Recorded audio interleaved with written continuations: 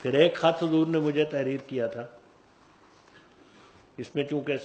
سب کچھ اس میں ذاتی کوئی بات نہیں ہے، صرف جماعت سے متعلق ہے۔ حضور نے فرمایا، پیارے احمد سلمکم اللہ، السلام علیکم ورحمۃ اللہ وبرکاتہ، ہر چند کہ یہ جدائی عارضی ہے اور انشاءاللہ بہت جلد سفر کے اختتام پر پھر ملیں گے،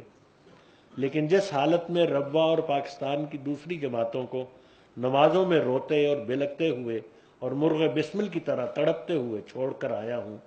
اس کی یاد نے دل پر غم کا ایسا گہرا سایہ کر رکھا ہے کہ روح کی گہرائیوں تک یہ غم اتر چکا ہے اور وجود کے ذرے ذرے میں اس کی آمیزش اور تپش ہے۔ خدا کی راہ میں دکھ اٹھانا ہمارا فرمایا خدا کی راہ میں دکھ اٹھانا ہمارا مقدر ہے۔ ہم نے بڑے صبر اور حوصلے کے ساتھ اپنے مکانوں کو جلتے دیکھا اور عمر بھر کے اثاثوں کو لٹتے پایا۔ ہم نے اپنے بوڑھوں اور بچوں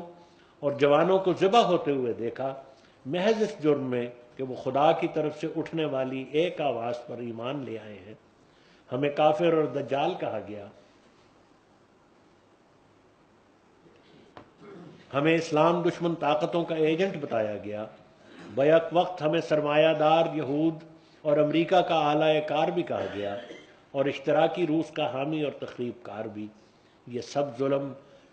سب ظلم ہم بڑے حوصلے سے برداشت کرتے رہے اور جور و ستم کی کوئی تحریک ہماری مسکراہٹوں کو ہم سے چھین نہ سکی، مگر اب جبکہ 5 وقت خدا کا نام بلند کرنے سے ہمیں روکا گیا ہے اور محبوب ترین آقا حضرت اقدس محمد مصطفیٰ رسول اللہ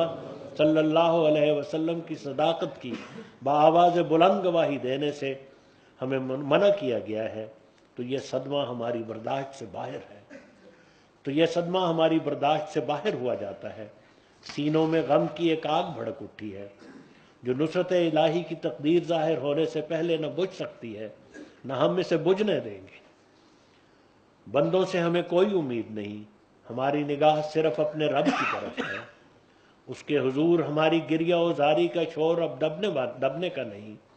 یہ تو بلند سے بلند تر ہوتا چلا جائے گا۔ اس کے حضور سجدہ گاہوں میں بہنے والے آنسو اب رکنے کے نہیں، اب تو ان کو بہنا ہے اور بہتے چلے جانا ہے۔ ہماری آنکھیں رحمت باری کے قدموں پر ہمیشہ جھکی رہیں گی، ہمارے بہنے والے غم ان قدموں کو ہمیشہ بھگوتے رہیں گے۔ اس دکھ سے رہائی کی اب تو صرف ایک ہی صورت ہے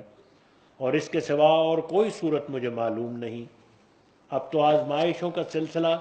اس وقت ختم ہوگا جب رحمت باری ہم پر جھکے گی اور قدموں سے اٹھا کر سینے سے لگا لے گی اور اس کی شفقت کا ہاتھ ہمارے آنسو پوچھے گا اور اس کے پیار کی سرگوشیاں ہمیں سنائی دیں گی اور اس کی محبت کی باہیں ہماری گردنوں کا ہار بن جائیں گی اور اس کے پیار کی صبا ہماری سمت چلے گی اور سسکتی دکھتی ہوئی روحوں کو سہلائے گی اور پراگندہ حالوں کو سلجھائے گی اور ہمارا خدا خود ہم سے کہے گا کہ میرے بندو،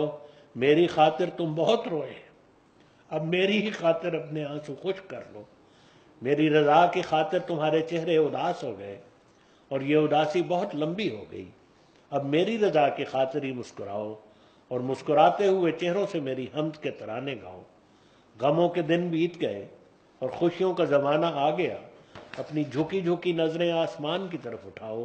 اور دیکھو کہ کس طرح میری نصرت کے فرشتے فوج در فوج نازل ہو رہے ہیں اور کس طرح ہر غم کی تقدیر کو خوشی کی تقدیر میں تبدیل کر رہے ہیں اور ہر اندھیرے کو روشنی میں بدل رہے ہیں۔ ایسا ہوگا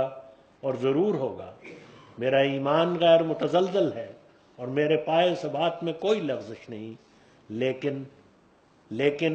رات بہت روتے ہوئے اپنے رب سے میں نے یہ عرض کر دی ہے